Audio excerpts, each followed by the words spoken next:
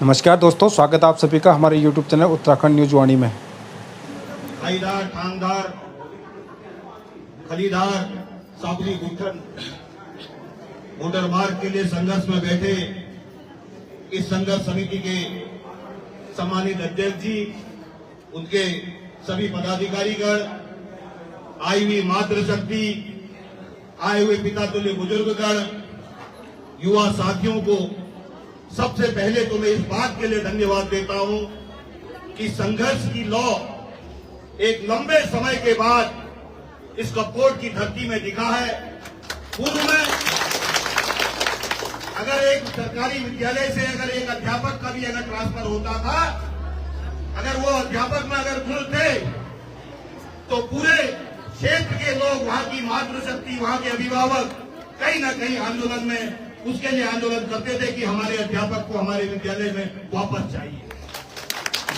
मैं आपको इस बात के लिए भी बधाई देता हूं कि आपके आंदोलन ने कहीं ना कहीं इस कपकोट की धरती के लोगों की, यहाँ के आम जनमानस की आंख खोलने में आप सब ने कहीं ना कहीं अहम भूमिका निभाई है। आंदोलन के तौर में यहाँ पर आप सबको याद होगा, हमारे बुजुर्ग कम पढ़े लिखे होने के बाद भी उनकी जो सोचने की क्षमता थी कि हमारे आने वाली पीढ़ी को कोई कष्ट ना हो, बालीघाट से लेके कपकोट तक प्रत्येक ग्राम सभा से पूरे बल्ला दानपुर, बिस्ला दानपुर, तल्ला दानपुर से अपने घर से राशन लाके, अपने औजारों को लाकर कहीं ना कहीं उस रोड का निर्माण किया कि आज कपकोट भरारी तक पहुंचेगी, कल को अंतिम छोर तक भी रोड पहुंचेगी। आप सबको स्पष्ट करना चाहता हूं, यहां आने से पहले मैंने प्रधानमंत्री ग्राम सड़क योजना हो, चाहे पीडब्ल्यूडी हो, चाहे ग्रामीण निर्माण विभाग हो, इन तीनों के अधिशासी अभियंताओं से बात हुई तो प्रधानमंत्री ग्रामीण सड़क योजना के अधिशासी अभियंता ने बताया कि चौथे फेज में यह रोड स्वीकृत हो चुकी है। पीडब्ल्यूडी के अधिकारी ने बताया कि हमने इसकी रोड स्वीकृत करी, जो फॉरेस्ट में जो नोडल का कागज है वो फॉरेस्ट में जा चुका है। लेकिन किसी भी अधिकारी को यह पता नहीं था कि 2019 में ग्रामीण निर्माण विभाग के अधीन यह रोड का शिलान्यास, उद्घाटन वहां पर हो चुका था।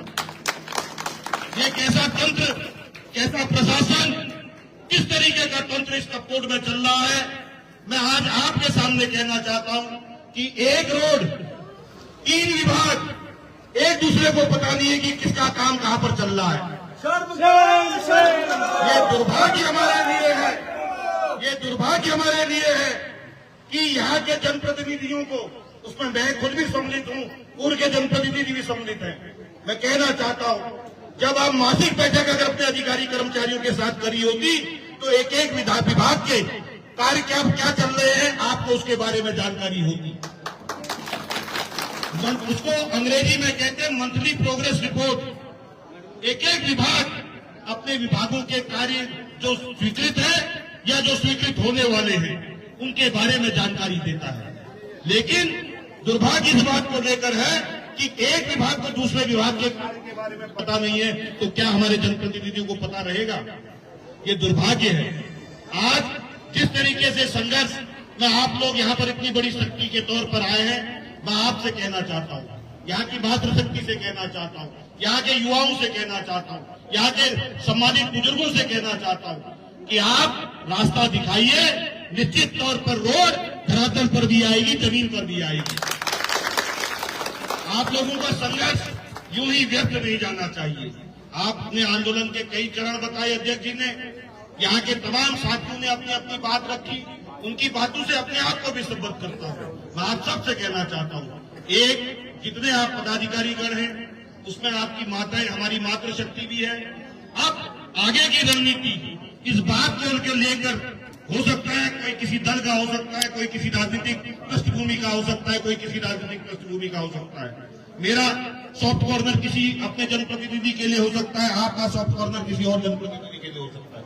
लेकिन हमको इन सब दलगत भावनाओं से ऊपर उठकर अपनी मातृशक्ति का, अपने युवाओं का जो कहीं ना कहीं एक प्लेटफॉर्म पर रखने की बात करनी है। आप जब भी आमंत्रण देंगे तो निश्चित तौर पर आपकी रणनीति का हिस्सा बनकर आपके बीच में आपके संघर्ष को आगे बढ़ाने का काम करेंगे। इन्हीं शब्दों के साथ आए हुए तमाम आंदोलनकारी भाई और बहनों को बहुत बहुत धन्यवाद देता हूं।